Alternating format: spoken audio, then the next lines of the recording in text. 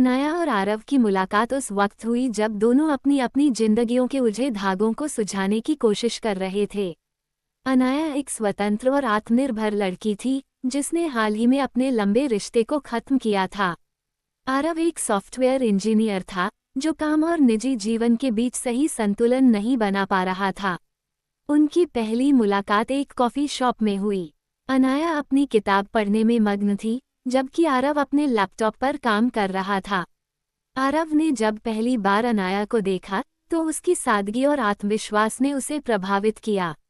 लेकिन दोनों के बीच कोई बातचीत नहीं हुई, सिर्फ नजरें मिली और फिर दोनों अपने अपने काम में लग गए। कुछ दिनों बाद फिर से वही कॉफी शॉप, वही समय और वही लोग। इस बार अनाया ने आरव से पूछा, क्या आप अक्सर यहाँ आते हैं? आरव थोड़ा मुस्कुराया और कहा, हाँ, काम से ब्रेक लेने के लिए। और आप? अनाया ने अपनी किताब दिखाते हुए कहा, यह शांति मिलती है जो मेरे पढ़ने के लिए जरूरी है।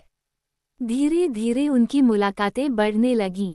आरव ने महसूस किया कि अनाया के साथ समय बिताना उसे सुकून देता है और अनाया को आरव का सरल स्वभाव भाने लगा। दोनों अपने अपने जीवन की कहानियां एक दूसरे से साझा करने लगे। अनाया ने अपने पुराने रिश्ते के बारे में बताया जहां उसने बहुत समझौते किए थे लेकिन बदले में उसे सिर्फ असुरक्षा मिली थी। आरव ने अपने व्यस्त जीवन के बारे में बताया जहां उसने अपने व्यक्तिगत सपनों को दरकिनार कर दिया था। एक दिन अनाया ने आरव से कहा, कभी कभी हमें जिंदगी में पीछे छोड़ देना पड़ता है ताकि हम आगे बढ़ सकें। आरव ने उसकी आंखों में देखा और महसूस किया कि वह खुद भी कहीं न कहीं अपने जीवन में अटका हुआ है। उस रात दोनों ने साथ में एक लंबी सैर की जहां उन्होंने अपने दिल की बातें की। समय बीतता गया और दोनों के बीच एक अनकहा रिश्ता बनने लगा।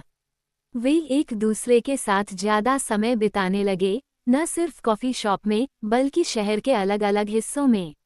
उन्होंने साथ में थिएटर देखा, किताबों पर चर्चा की और कभी कभी बस चुपचाप बैठकर एक दूसरे की मौजूदगी का आनंद लिया।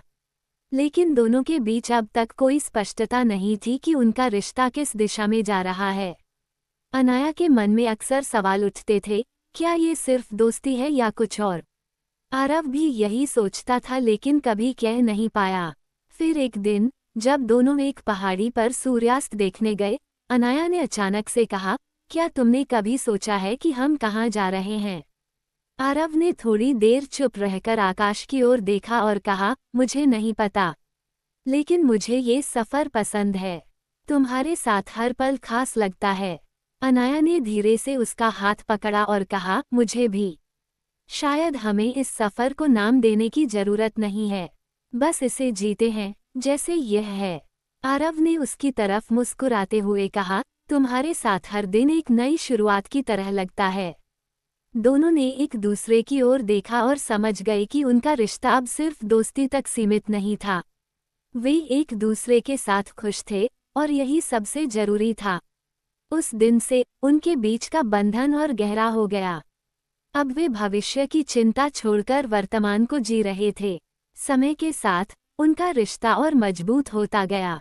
अनाया ने आरव के साथ अपने जीवन में एक नया अध्याय शुरू किया जहां वह खुद को फिर से पहचान पा रही थी।